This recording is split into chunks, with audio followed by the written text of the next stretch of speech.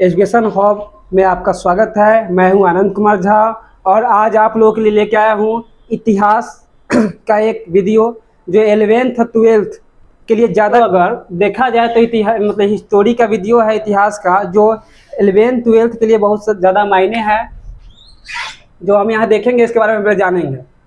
पहले कोई चीज़ जब पढ़ना चालू करते हैं तो हम उसके बारे में उसके गहराई से जानते हैं, जो वह आया कहाँ से, उसकी उत्पत्ति कहाँ से हुई, और उसके बाद हम इस पर अपना बिंदु और प्रकाश डालते हैं।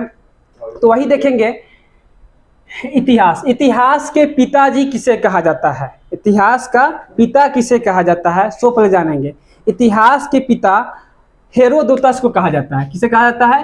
हेरोदोतस को कहा जाता है इतिहास के पिता। जैसे कि हम याद करने का एक ट्रिक याद रखेंगे कि एच से हिस्टोरी, एच से हिस्टोरी और एच से क्या हो जाएगा, हेरोदोतस। एच से हिस्टोरी और एच से हेरोदोतस, मतलब इतिहास के पितामह, इतिहास के बाबूजी हम लोग हेरोदोतस को कहते हैं। ठीक है। और इसी प्रकार हम इतिहास का अगर परिभाषा देंगे तो सिंपल सी फॉर्मेट में हम इतिहास का परिभाषा दे सकते हैं। अब हम देखेंगे इतिहास का परिभाषा। ठीक है।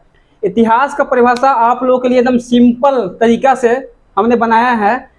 देखिए, अतीत में घटे हुए महत्वपूर्ण लोगों के साथ, अतीत मतलब होता है बीता हुआ, मतलब अतीत में घटे हुए महत्वपूर्ण लोगों के साथ महत्वपूर्ण घटना के संग्रह को इतिहास कहते हैं। मतलब कि बीते हुए समय में जो महत्वपूर्ण लोग थे उनके साथ जो घटना घटा, महत्वपूर्ण घटना के संग्रह को हम लोग इतिहास कहते हैं। जैसे ये नहीं कि अगर मान लीजिए सपोज दैट कि अगर 2 दिन 4 दिन 5 दिन 10 दिन पहले किसी के साथ कोई घटना घटता है तो वो नहीं जो आगे चल के इतिहास बन जाएगा।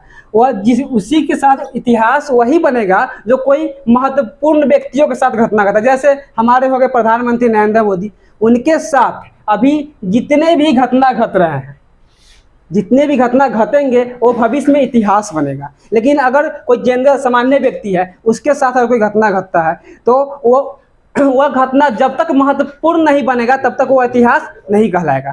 जब तक वह घटना महत्वपूर्ण नहीं बनेगा तब तक वह इतिहास नहीं कहलाएगा। और इतिहास हमें यह छोटे सा परिभाषा से इतिहास खत्म नहीं हो गया। इतिहास को 3 काल खंडों में बांटा गया है। इतिहास को 3 काल खंडों में बांटा गया है। प्राक इतिहास हम किसे कहते हैं? प्राक इतिहास में क्या हुआ था कि कुछ लिखा ही नहीं गया था। प्राक इतिहास में क्या हुआ था, कुछ लिखा ही नहीं गया था। प्राक इतिहास में सिर्फ हम लोग जैसे देखते हैं कि हम लोगों को कहीं कहीं पत्थर पर चित्रात्मक मिला है, कहीं पत्थर पर लिखा हुआ मिला है, कहीं कोई शिलालेख पर पिक्चर किसी का बना हुआ मिला है। तो हम बता देते हैं कि प्राक इतिहास में कुछ भी लिखा हुआ नहीं गया था। आगे बढ़ते हैं आदि इतिहास। अब आदि इतिहास में लिखा तो गया था पर पढ़ा नहीं गया था। आदि इतिहास में लिखा तो गया था पर पढ़ा नहीं गया, लिखा तो गया था पर पढ़ा नहीं गया था। अब आते हैं ऐतिहासिक काल। ऐतिहासिक काल, ऐतिहासिक काल में लिखा भी गया था और पढ़ा भी गया था, जिसका ऐतिहासिक। अब हम देखेंगे ऐतिहासिक काल। ऐतिहासिक काल को हम 4 भागों में डिवाइड किए हैं, जो है यहाँ। पहला है प्राचीन इतिहास, दूसरा है मध्यकालीन इतिहास, तीसरा है आधुनिक इतिहास और चौथा है विश्व इतिहास। पहला देखेंगे प्राचीन इतिहास। इसमें लगभग 2000 सालों का इतिहास पढ़ा गया है। इसमें लगभग प्राचीन इतिहास में 2000 सालों का इतिहास पढ़ा गया है। अब मध्यकालीन इतिहास, इसमें मुगल काल के बारे में पूरे विवरण है।